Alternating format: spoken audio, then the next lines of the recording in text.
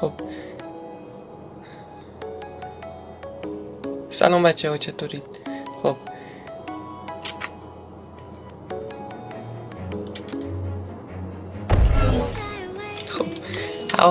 تو ویدیو هم حتما دیدین که من خیلی خفن مثلا با سول گیتار یه حرکتی میزنم که دشادی دیدین دیگه، مثلا از اینجا تا اینجا، اوکی. ولی با سول گیتار مسافت خیلی بیشتری رو طی میکنم. مثلا بذار خب اول از همه که باید شما یه لباس چیز داشته باشید، کاری کنه که دشتون بیشتر بشه. ببین سرعت با دش فرق داره. الان بذار اینی که من براشم بذار داینو بود این، اوکی. ببین نگاه کن 50% موومنت اسپید رو بیشتر میکنه، ولی چیزی که اینجا مهمه دمیج 10% بیشتر. نگاه کن 50% سریعتر بشه، اوکی. ولی اینجا یا مثبت 15 dash distance on the ground، حالا ground با این باید بیشتر باشه، اوکیه. ببین 15 یعنی الان ببین دش معمولی از حالت دش معمولی بیشتر دش میزنه، یک کم بیشتر، ولی همین هم تاثیر داره. حالا بماند این هم همینطور. این بیشتر نیستش از داینو بود، کمتره، 7 دش دیستانس اضافه کنم. ولی من چرا برمیدارم اینو؟ چون به خاطر فلش استپشه. آره فلش استپ دریکو رو لازم داشتم. و چیز بعدی که لازمه، اولین چیزی که مهمه اینه که یه اسکیلی بزنی که پرتت کنه رو هوا، بعد اون حالت گیر بکنه. حالا اون حالتی که میگم بذار نشون.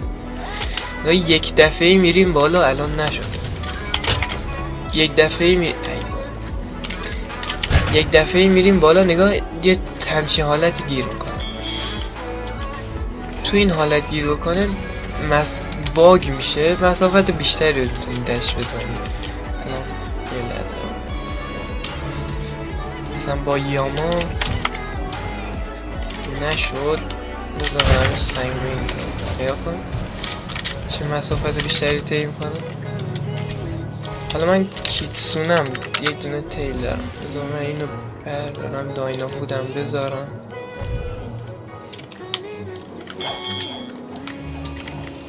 خب نگاه کن، الان شد، دیدی؟ خب حالا بعد از اینکه اینجوری شد، این ابیلیتی رو زدین و گیر کردین رو هوا، اینی که مهمه سریع بودن، یعنی زمان بندی تونه که کی تب سول گیتار رو بزنید. بستگی هم به پینگ داره.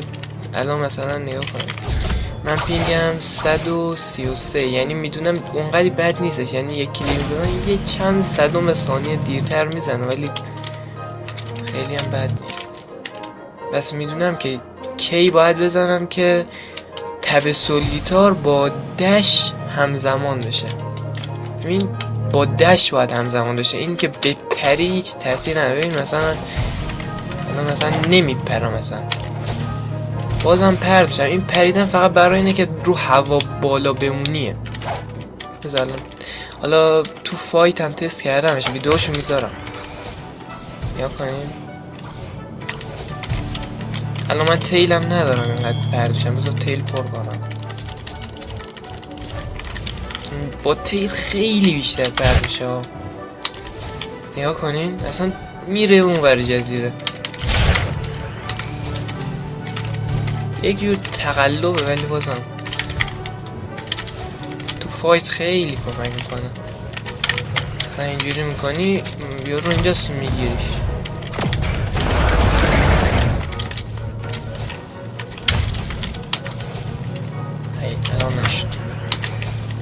الان هم نشد دیگه، شانسی نیستش، بستگی داره ببین پینگتون ثابت باشه عادت کنید.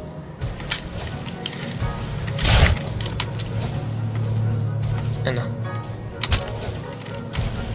راستی جهتی که شما دش میزنین بستگی داره، مثلا یا دی رو گرفته باشین یا اس رو گرفته باشین یا A یا W. حالا گوشی هم فرقی نداره، گوشی هم میشه این گلیچ رو زد ولی خیلی سخت داره. حالا بستگی داره شما اون چه دکمه‌ای رو گرفته باشین که به چه طرفی بره.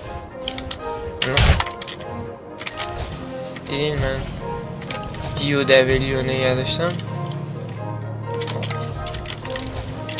دی و دبلیو نگه داشتم به سمت شمال شرقی رفت.